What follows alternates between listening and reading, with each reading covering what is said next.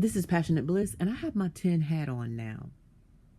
I've been thinking, I have my 10 hat on, and I believe that this is how the voting went, because I know that production does manipulate these things, and they do it to save the cast, and they do it to save the storylines. My feeling on the matter is this: Mackenzie was on the bottom. They had already figured out how to save her with that contest and the crowns, okay?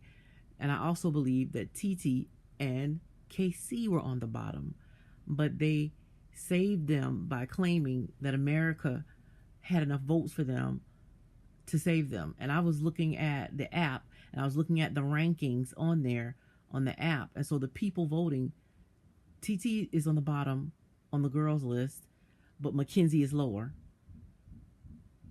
And on the boys list, Zach is on the bottom, and KC is right above him. So I feel like they knew I feel like, because my personal opinion is that Corbin is a plant. He's always been a plant. And I have another video about them playing in our faces that explains in details why I feel like Corbin is the plant and Parmita is his plant partner, because people have shown that they know each other offline already.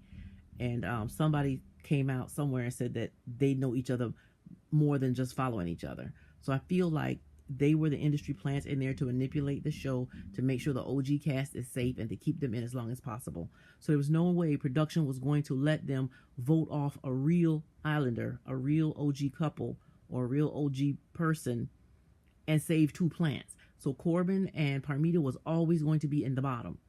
But the only matter remaining was who was going to be there with them. They knew that we've been trying to get rid of Kenzie from the start, and if they had put Kenzie in the bottom unprotected, she would have gone home and the plant couple would stay.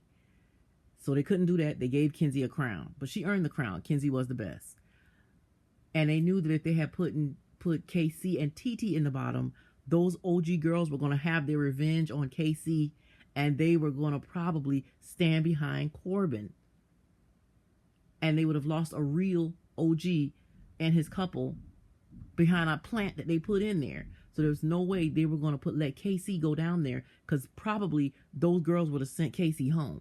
And the guys too, because Zach and Bryce been gunning for him from the start. So they were probably going to send KC home. Melanie was going to side with Anaya and send him home, and so was Trinity. If KC had been in the bottom, he was going to go home. And production did not want a real cast member to go home for the planted couple that they put in there to influence everybody. So they had to pull KC out and pretend like he was protected in the top 4 when he was not. He's not. And that's why I know on this next vote, KC is going home. It took us 2 votes to get rid of Taylor last time, and it's going to take us 2 votes to get rid of KC. Because these people, these incels, these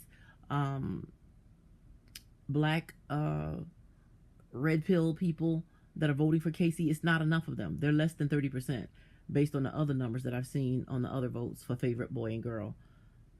They don't have enough votes to save him. So I believe that the fact that they're saying KC was saved, that's a lie. I don't believe that. But they knew if they put him down there, he was gone. And he's a real cast member. And he has gotten them views with all the controversy online. He's gotten them views. So they would never get rid of him for that. So I believe they pulled him out and they put down in there Parmita against Zach and Kata, who nobody was voting against Zach and Kata, you know. So I don't believe that Zach and Kata were below KC and TT. But they put them up against a couple that they knew for sure that all the Islanders were going to save. And so Kata's upset now, but there's no need for her to be upset, because they're going to put you back where you belong, and you're going to be the final 4. So that's my 10 hat theory on that. So what do y'all think? Comment below.